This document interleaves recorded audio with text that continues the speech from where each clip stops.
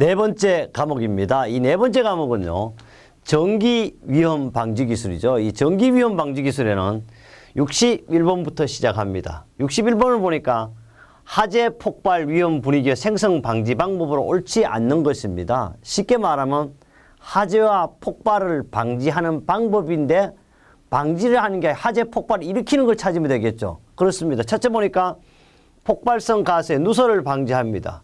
그 다음에 가연성 가스 방출을 방지해요. 체류를 방지합니다. 네 번째 보니까 폭발성 가스의 옥내 체류시키겠다 이거예요. 그럼 어떻게 합니까? 폭발을 일으키겠다 이런 뜻이죠. 쉽게 찾을 수 있고요. 이 문제는 전기에 대한 문제라기보다는 여기 해놨죠. 화학설비 5번째 과목에 오히려 더 적용되는 문제이기도 합니다. 그래서 제가 첫 번째 우리 교재 필기 첫 번째부터 이렇게 나왔어요. 1장에 나왔던 문제를 1장에 있는 것만 아니고 때로는 마지막 6과목장도 한두 문제 오게 만드는 그 이유는 왜냐? 시험 자체가 1장에서부터 1번, 2번 이래 나오는 게 아니고 완전히 역순으로 뒤죽박죽으로 나올 수 있기 때문에 우리는 거기에 적응하기 위한 방법이기도 합니다. 그 다음에요. 62번째 문제를 가보겠습니다. 정말 이런 것들은요. 상당히 우리는 공부를 많이 했기 때문에 쉽게 찾아볼 수 있죠. 우리나라에서 사용하고 있는 교류와 전압을 쉽게 말해서 갈로안까지 넣었어요. 교류와 직류를 크기에 따라 구분하고 알맞는 것은 건데 우리는 저압과 고압과 특별고압을 분류하는데 바로 직류인 DC와 교류인 AC를 각각 따로 구분하죠. 그럼 보겠습니다. 저압은 직류는 700이 아니고 바로 750V가 틀렸어요. 저압 교류는 600V니까 이게 답이네. 왜? 저압 교류는 600V 이하부터 적용을 하죠.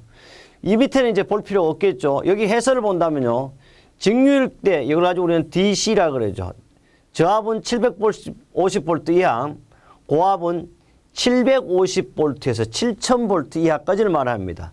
특별고압은요 7000V 초과인데 사실 DC에서는 7000V가 초과가 불가능합니다. 그러나 우리는 전기 이론상에 DC에도 7000V 초과 가능하다가 나오긴 나오는데 사실 현장에서는 불가능하다는 걸 참고적으로 알아두시면 좋겠고요. AC는 교류를 말하죠.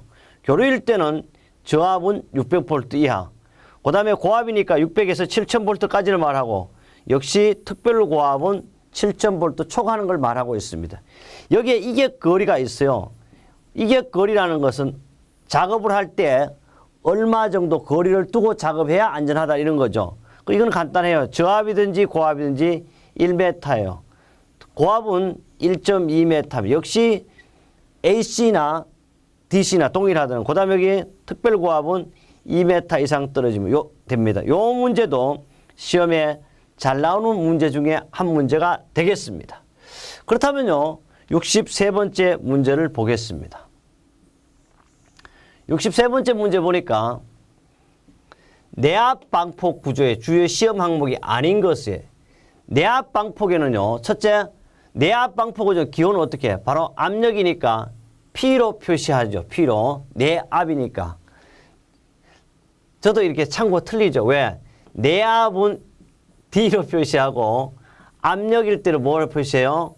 P로 표시한다. 그렇게 착각할 때가 많습니다. 내압은 D로 표시하죠. D에 이제 내압 방폭용 기어 성능 시험에는요.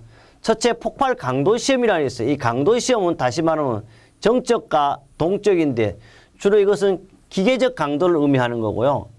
인하 시험이라는 것은 역시 우리는 화재에 대비한 인하 시험을 하는 거죠. 인하 시험이 있고요.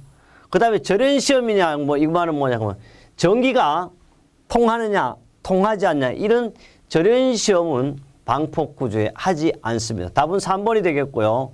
그 다음에 역시 기계적 강도 시험도 하고 있습니다.